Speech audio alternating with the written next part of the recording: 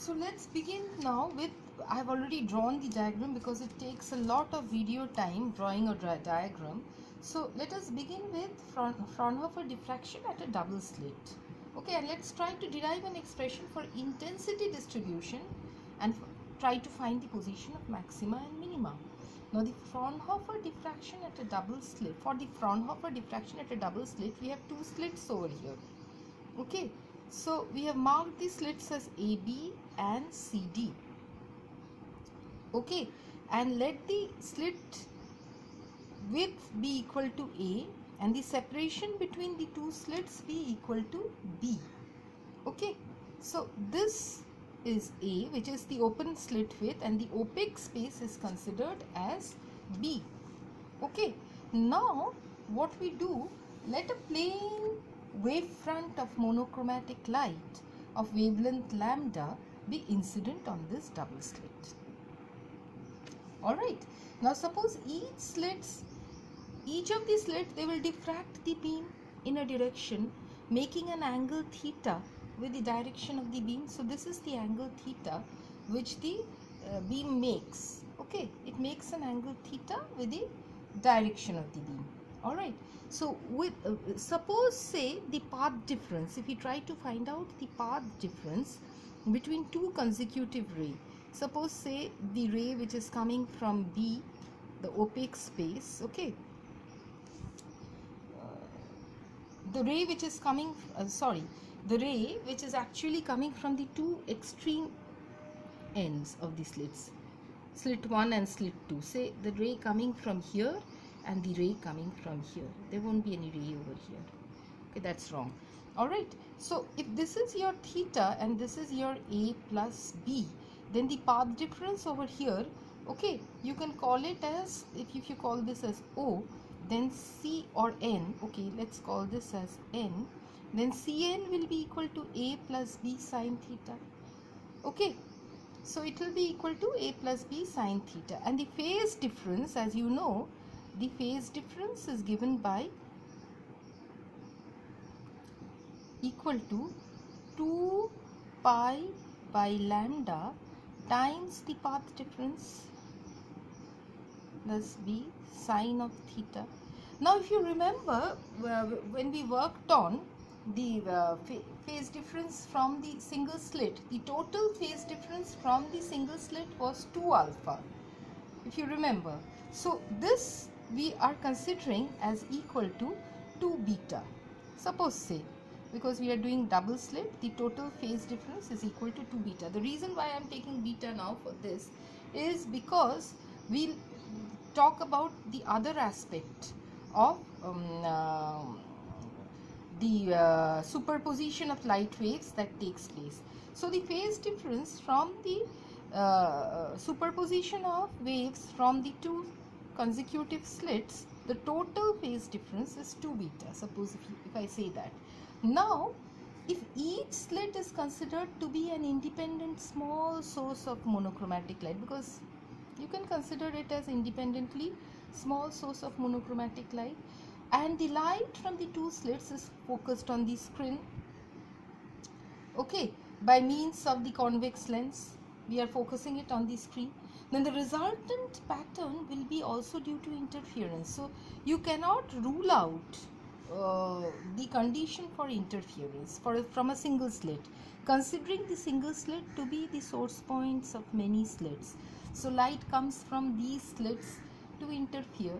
So the path difference, if you take only this much, so this will be equal to, this is again theta, but the path difference will be now A sine theta. So if you call this as BO, then due to interference,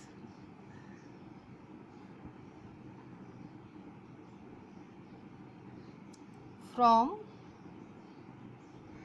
single slit, which is considered as many source points, okay, what do we get over here? The path difference, if I call now this as 2 alpha, this will be equal to 2 pi by lambda into A sine theta.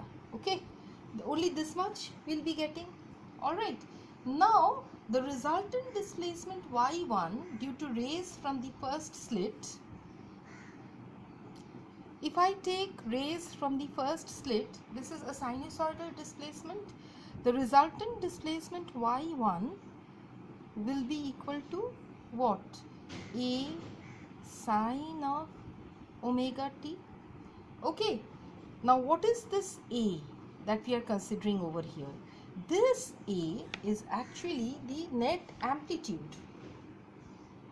Alright, this A is what we have observed from the diffraction.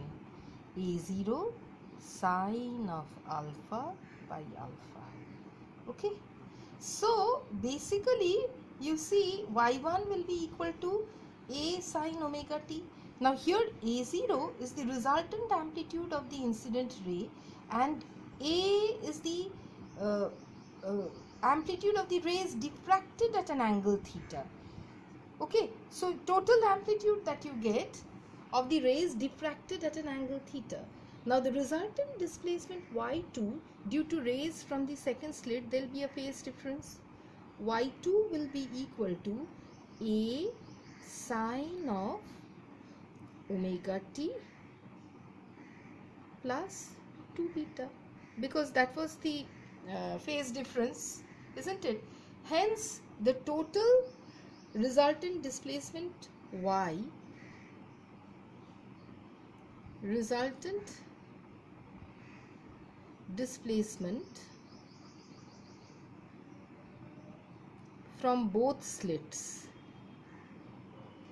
So the resultant displacement from both slits will be equal to y1 plus y2, which is equal to A sine of omega t plus A sine of omega t plus beta. Okay, so this, if you just do the trigonometry, okay, A sine omega t, and if you open this up, you will see that you will land up with twice A cos beta sine of omega t plus beta. You land up with this. Okay, now putting for A0 sine of alpha by alpha. If you put for A0 sine of alpha by alpha, then what do you get? So you see,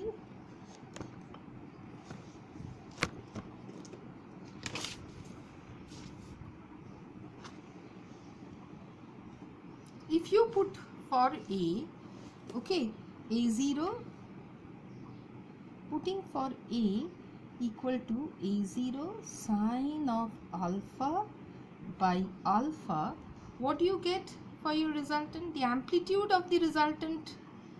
This is the, well, you have seen what we got previously was the net resultant displacement y is twice A cos of beta sine of omega t plus beta. Okay, now this is again a sinusoidal wave, as you expect for light, of which this is your amplitude. So considering the amplitude, what do you get? Considering the amplitude, see, so if you consider the amplitude, what do you get? Considering the amplitude, it is what? It is equal to twice A cos of beta. But what is A? What is capital A? 2A0 sine of alpha by alpha cos of beta. Okay, so what do you get for the intensity? What is intensity of the wave? Intensity I is square of amplitude, A square. So this will be equal to 4A0 square sine square alpha by alpha square cos square beta. Okay, isn't it? This is what we get for the resultant intensity. So the resultant intensity is actually 2 times the number of slits. For single slit it was just A0 square, for double slit it is 2 square. And soon you will see that when you go to a diffraction rating which is of n slits, it becomes n square. So let us draw 2 important conclusions from here. We see that the resultant intensity in the diffraction pattern of 2 slits depends upon 2 factors. What are the 2 factors? Number 1, A0 square